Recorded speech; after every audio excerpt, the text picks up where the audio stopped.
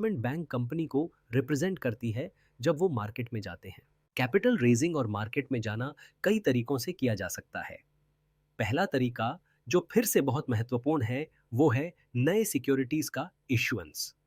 एक उदाहरण हो सकता है कि जैसे फेसबुक ने मई 2012 में अपना आईपीओ पहली बार जारी किया था, क्योंकि उसे ग्रोथ के लिए कैपिटल रेज करना था और उसने यही किया।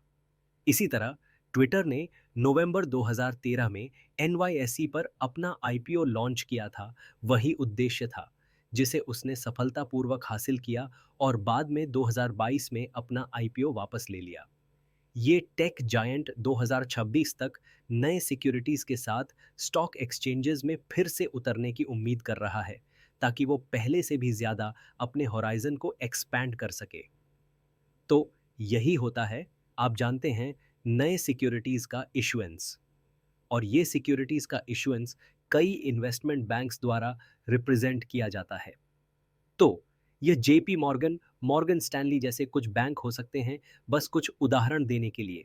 दूसरा तरीका हो सकता है कैपिटल रेज करना बॉन्ड जारी करके।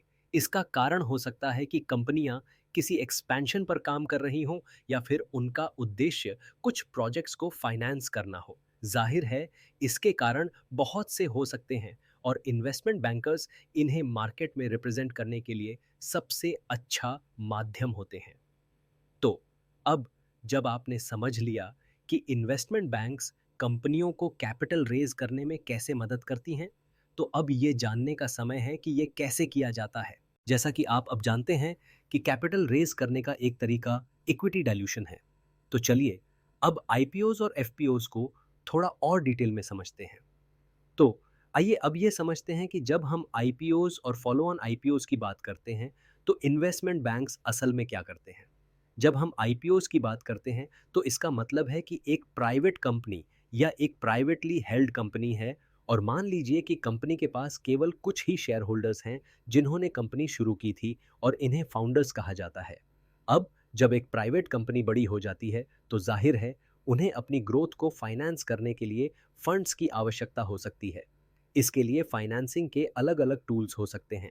ये हो सकता है कि बैंक उस कंपनी को अप्रोप्रिएट अमाउंट ऑफ मनी देने के लिए तैयार हो।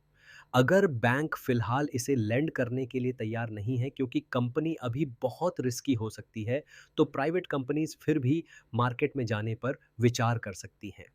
अब इसका क्या मतलब है?